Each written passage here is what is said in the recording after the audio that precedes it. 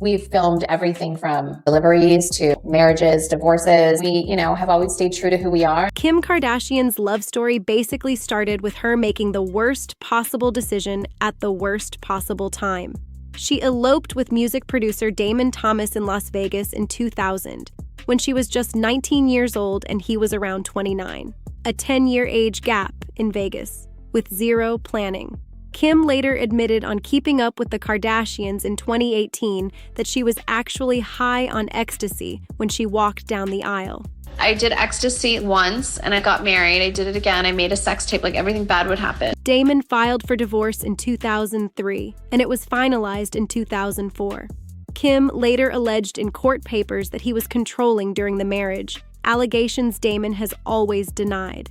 After the divorce, Kim was so broke that her sister Khloe reportedly gave her around $6,000 in piggy bank savings to help her get her own apartment. The pattern of rushing into love started right there in her teens. Honestly, that's wild for any 19-year-old, even one named Kim. Kim Kardashian's entire career was built on a leaked private video with her ex, Ray J. The two dated on and off from around 2003 to 2006.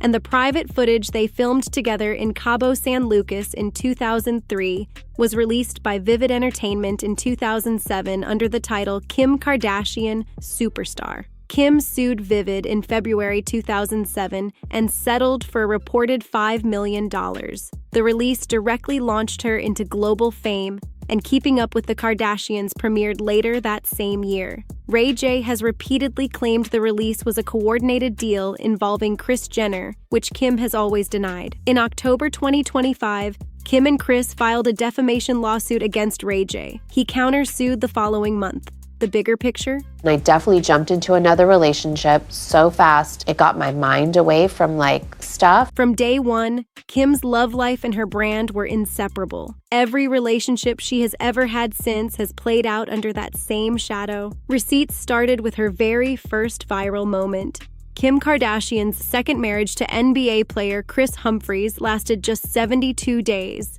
and it became the definition of a celebrity disaster. They met in October 2010, started dating in December 2010, got engaged after about 6 months, and married on August 20th, 2011 at a private estate in Montecito, California. Kim was 30. The wedding was a massive financial windfall. People magazine reportedly paid negative $16.5 million just for the photos. Then on October 31st, 2011, Kim filed for divorce. Kris immediately filed for annulment, claiming the entire marriage was a contrivance for the benefit of her show and asking for $7 million in reality TV income he believed he was owed. He dropped the annulment right before trial, and the divorce was finally finalized in June 2013. The whole legal mess lasted 543 days, way longer than the actual marriage itself. Kim has since admitted she wanted to be married so badly she ignored every single warning sign. Kim Kardashian's marriage to Kanye West was the longest, biggest, and most chaotic of her life, and it ended exactly how she predicted. They met around 2002 when Kanye was recording with Brandy, were friends for years, then started dating in spring 2012, while Kim was technically still legally married to Kris Humphries. Kanye proposed at San Francisco's AT&T Park on Kim's 33rd birthday in October 2013. They married at Forte di Belvedere in Florence, Italy, on May 24, 2014. They had 4 kids together: North in 2013, Saint in 2015, Chicago in 2018 via surrogate, and Psalm in 2019 via surrogate. Kim filed for divorce in February 2021 and was officially declared legally single in March 2022. The divorce was settled in November 2022, with Kanye paying $200,000 a month in child support and covering 50% of education and security costs. 8 years of marriage, 4 kids, and one absolute spectacle of an ending, the most defining relationship of her entire life. Kim Kardashian admitted on Call Her Daddy in October 2025 that her marriage to Kanye West was toxic, and the reasoning is haunting. She told Alex Cooper that she never felt safe emotionally, financially, physically during the relationship. Her exact words about leaving Kanye: "I had to save myself in order to be a better mom for everyone." It makes it really hard to continue on in a relationship that can be toxic. She also defended the marriage, despite calling it toxic, saying an over a decade relationship with 4 beautiful children is not a failure. Honestly, real.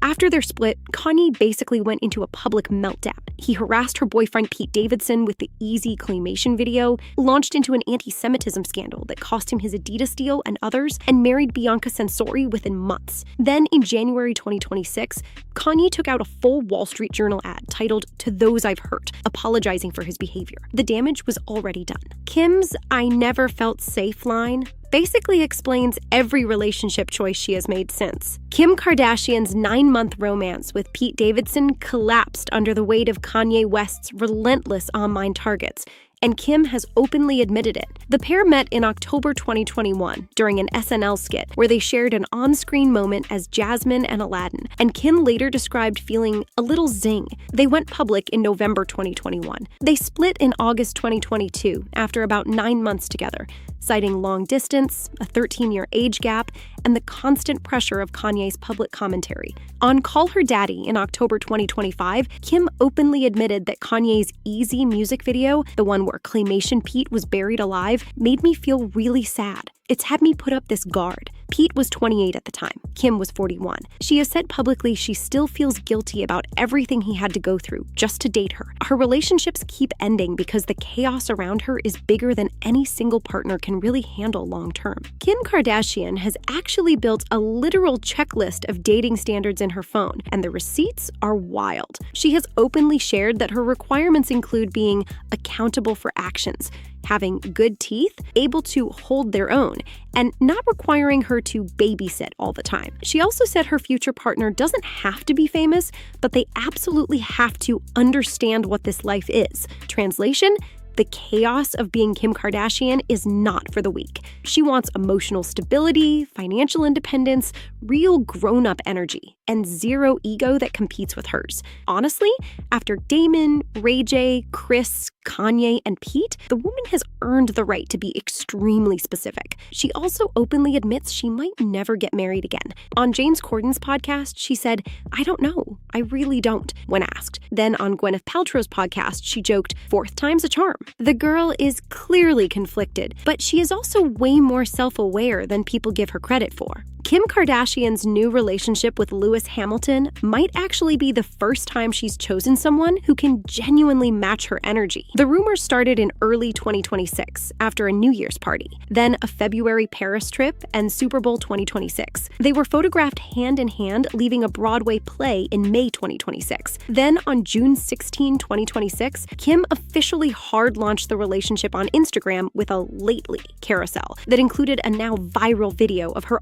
almost crashing her bike into Lewis. By June 7 to 10, 2026, she was at the Monaco Grand Prix supporting him. Lewis is 41. Kim is 45. They reportedly have known each other since around 2014. Here's what makes this different. Lewis is a 7-time Formula -16 world champion with his own massive global fame, his own billionaire status, and his own empire. For the first time in Kim's entire dating history, she has chosen a partner who can match her shine instead of being eclipsed by it. The pattern might finally be breaking.